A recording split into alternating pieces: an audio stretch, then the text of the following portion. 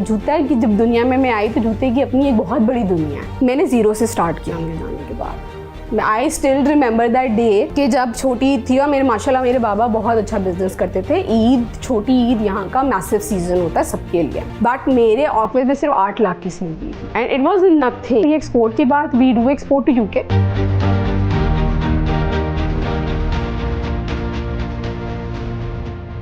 मैं इंपोर्ट करना चाहती हूँ और इंपोर्ट करके एक्सपोर्ट करना चाहती हूँ। जो हमारे काम की स्पेशलिटी है, बहुत कम मशीन वर्क हम यूज़ करते हैं। इसके अंदर ज़्यादातर हैंडमेड जूता है हमारा।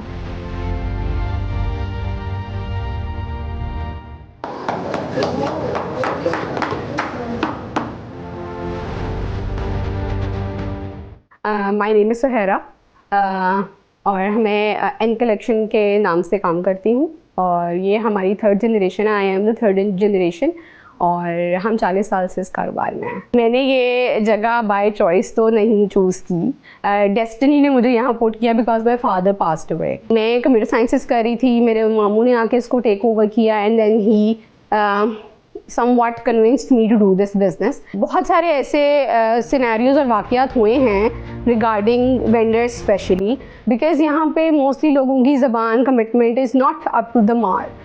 तो मैं घर जाती थी, मम्मा के साथ रोती थी कि मुझे ये नहीं करना और ये आपने मुझे कहाँ फंसा दिया है। बट इवेंचुअली आई रियलाइज कि मेरे friends they have boosted my morale to an extent. उन्होंने बोला कि भाई आप बिजनेसमैन, आपके वालिद बिजनेसमैन हैं और आप उनकी बेटी हैं, आप में खून दौड़ता है, तो just sit on that chair and realise कि आप कर सकती हो कि नहीं करती। तो दैट एक वो जो मॉरल बूस्ट था ना, मेरे लिए बहुत इंपॉर्टेंट था। That was given by my friends. मेरे वालिद साहब तो इम्पोर्ट करते थे शूज़ भी, लेडीज़ फुटवेयर में हर कैटेगरी, और मटीरियल भी इम्पोर्ट करते थे। बट बिकॉज क्योंकि मेरे पास इतना एक्सपीरियंस नहीं था, मैंने फॉर टाइमिंग उसको होल्ड पे कर दिया कि मैं अभी इम्पोर्ट्स की तरफ नहीं हूँ। बट येस, मार्केट में बहुत सारे बंदे इंपोर्ट करते हैं। I use the imported products on my shoes, but मैं अभी पर्सनली इंपोर्ट नहीं कर रही हूँ। ठीक है, जहाँ तक रही एक्सपोर्ट की बात, we do export to UK. हमारे वहाँ क्लाइंट्स हैं और अब से नहीं है, काफ़ी टाइम से हैं। And mainly primarily I work in Pakistan. मैं इस time primarily I am working with एहसान चप्पल स्टोर।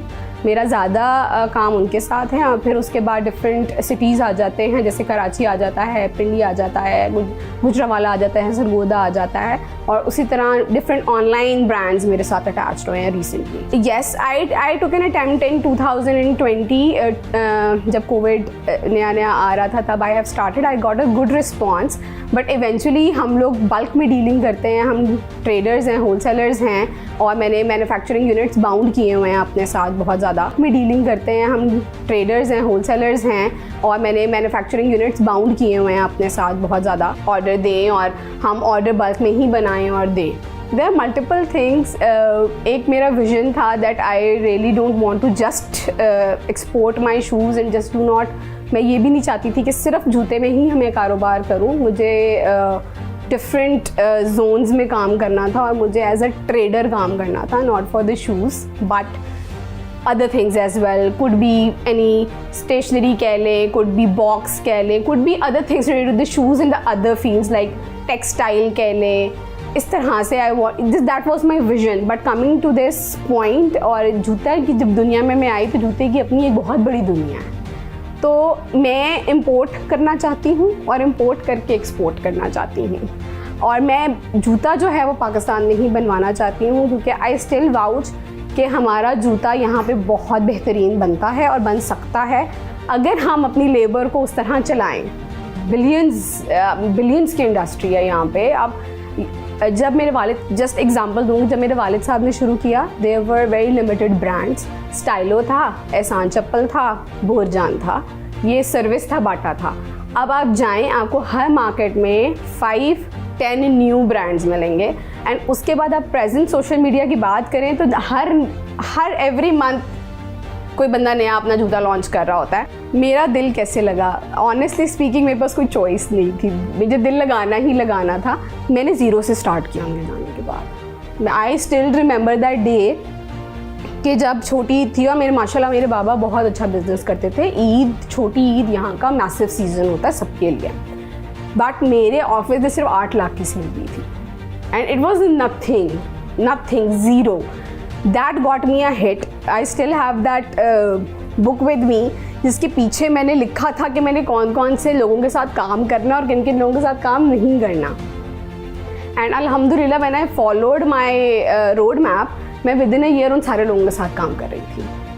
तो मुझे इस तरह कुछ भी impossible is nothing, but this field is difficult for women because this is a male dominating field.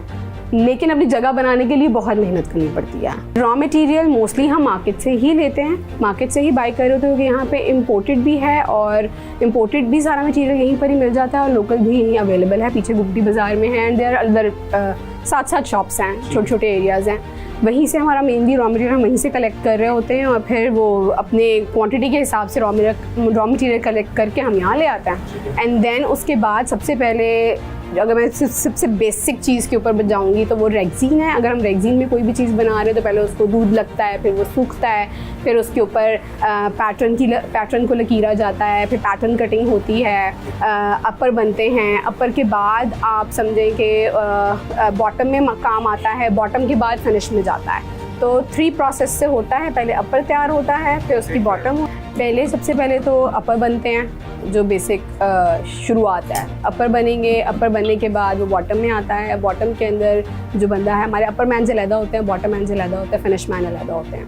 ठीक है, तो पहले अपर में काम होता है, अपर में काम कंप्लीट होता है, फिर बॉटम में आता है, बॉटम के बाद फिनिश पे जाता है माल. तो कम्प्लीटली जो शू में जो बॉक्स आपका शूज़ है जो कम्प्लीटली बॉक्स में जाता है वो फिनिश मैन करता है. इवेंचुअली आप अगर पूरा प्रोसेस लगा लें तो 20 से 25 मिनट में एक जोड़ी आप तैयार कर लेते हो.